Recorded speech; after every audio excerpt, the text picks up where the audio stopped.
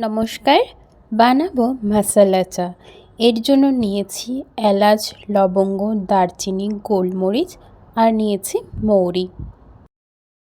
কড়াইতে dry roast করার পর এটা আমরা ঠান্ডা করে গুঁড়িয়ে নেব। আর নিয়েছি থেতো করা আদা, তেজপাতা, তুলসী পাতা আর চিনি।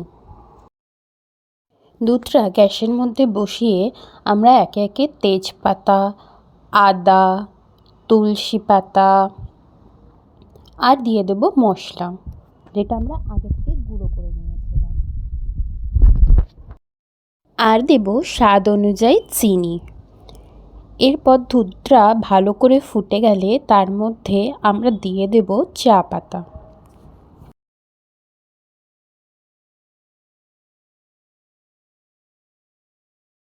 চা পাতা দিয়ে কিছুক্ষণ ফুটিয়ে নেওয়ার পর গ্যাস ওভেনটা বন্ধ করে আমরা ঢাকা দিয়ে 10-15 মিনিট রেখে দেব, যাতে চায়ের ফ্লেভারটা খুব ভালোভাবে আসে। এরপর ছেঁকে নিয়ে ওপর থেকে কয়েকটা কেশর ছড়িয়ে গরম গরম পরিবেশন করুন।